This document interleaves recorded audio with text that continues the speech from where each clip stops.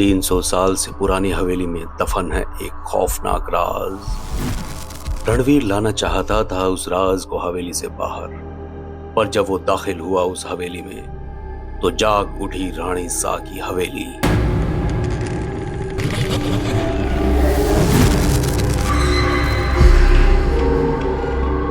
आज की कहानी एंजॉय करें। एक रात, रानी सा की हवेली। रात के 3 बजे थे। तेज हवाएं वीरान हवेली की टूटी फूटी खिड़कियों से टकरा रही थीं। आसमान में घने बादल थे और चांद की हल्की रोशनी हवेली की दीवारों पर इस तरह पड़ रही थी जैसे कि चांद उस हवेली को घूर कर देख रहा हो। हवेली जो कभी आबाद थी, कभी इतनी भव्य थी कि लोग उसकी तारीफ करते नहीं थकते थे, वही हवेली अब सिर्फ एक सुनसान खंडहर थी। मगर ये खंडहर अकेला नहीं था। सदियों से ये कुछ ढूंढ रहा था, या शायद किसी का इंतजार कर रहा था।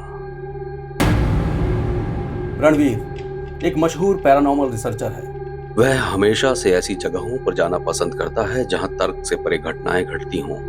उसे पुरानी कहानियों और लोक कथाओं की तह तक जाने का शौक बचपन से रहा है। जब उसने सुना कि राजस्थान के एक गांव में रानी सा की हवेली नाम से एक ऐसी जगह है जहां जो भी गया लौट कर वापस नहीं आया, तो रणवीर वहां जाने के लिए मचल उठा।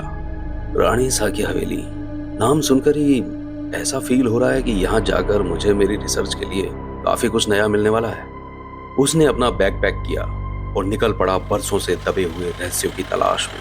सुनसान रास्ते में उसे एक ढाबा दिखाई दिया। उसने सोचा कि इस ढाबे वाले से भी कोई ना कोई जानकारी तो मिल ही सकती है। उसने पूछा, ये रानी सा की हवेली अब कितनी दूर है यहाँ से?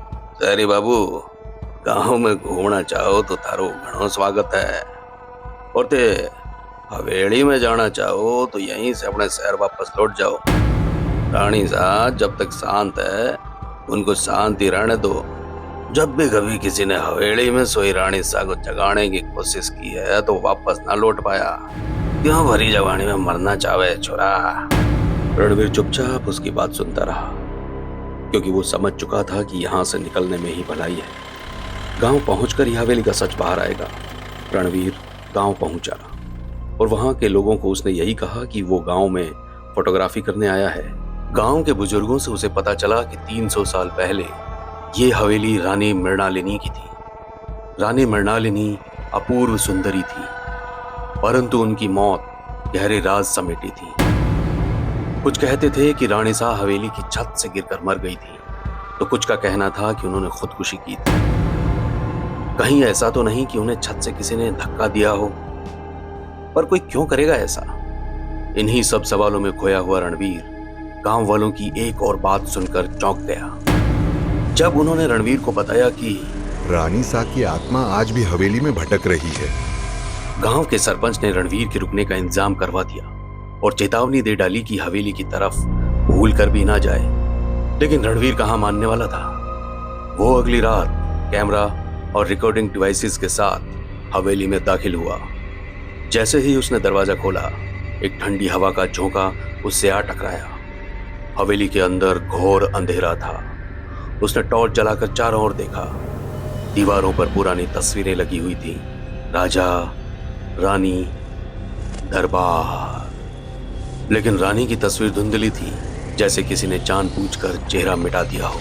जैसे ही रणवीर ने पहली तस्वीर को छुआ, उसे महसूस हुआ कि कोई पीछे खड़ा है। वो पलटा, लेकिन वहां तो कोई ना था। अचानक हवेली की घड़ी की सुइयां पीछे की ओर घूमने लगी। रणवीर की आंखों के सामने सब कुछ धुंधला पड़ गया, और जब उसने आंखें खोली तो वो 300 साल पहले के उसी दरबार में खड़ा था। राजा वीरेंद्र सिंह एक क्रूर शासक था। मृणालिनी का विवाह राजा वीरेंद्र से उसकी मर्जी के बिना कर दिया गया था। मृणालिनी तो विवाह से पहले ही किसी और से प्रेम करती थी। रणवीर पूरा सच जान पाता उससे पहले ही वो अचानक एक झटके से वर्तमान में लौट आया।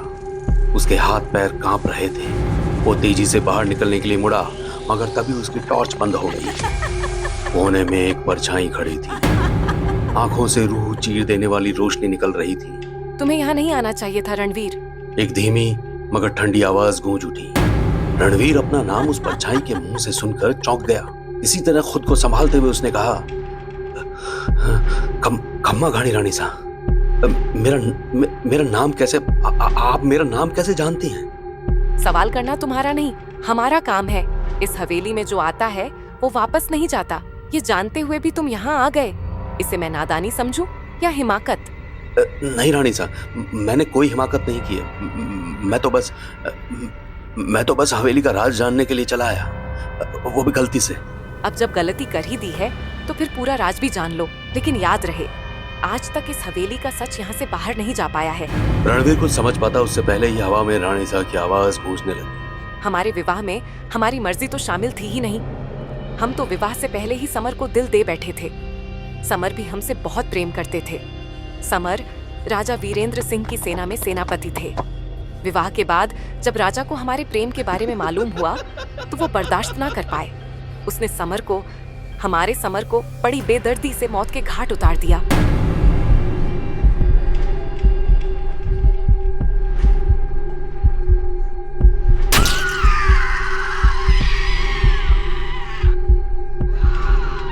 और फिर उसने हमें विष देने की योजना बनाई, मगर यह काम उसने अपने हाथों से नहीं किया।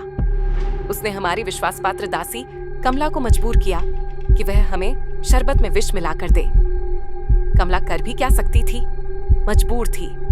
उसे यह पता था कि अगर उसने इनकार किया तो राजा उसे और उसके परिवार को मौत के घाट उतार देगा। उस रात जब हम अपने कक्ष में आराम कर रहे थे तो कमला ने हमें शरबत का प्याला दिया। उसके हाथ कांप रहे थे। कांपते हाथ और चेहरे पर डर देखकर हम समझ गए कि कुछ तो गड़बड़ है। कमला, तुम डर क्यों रही हो?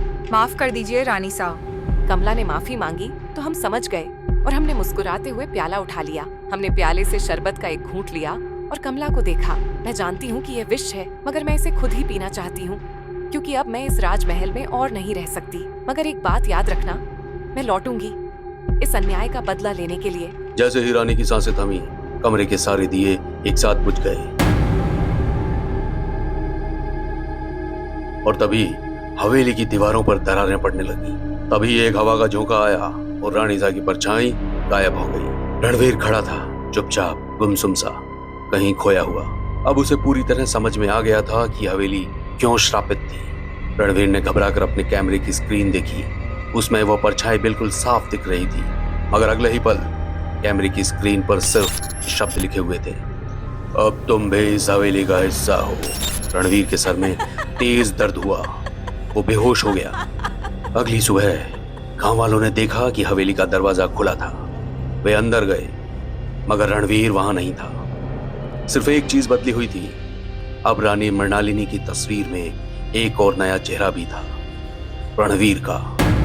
गांव वालों ने घबराकर हवेली के दरवाजे बंद कर दिए, मगर दूर किसी कोने में एक धीमी हंसी गूंज रही थी।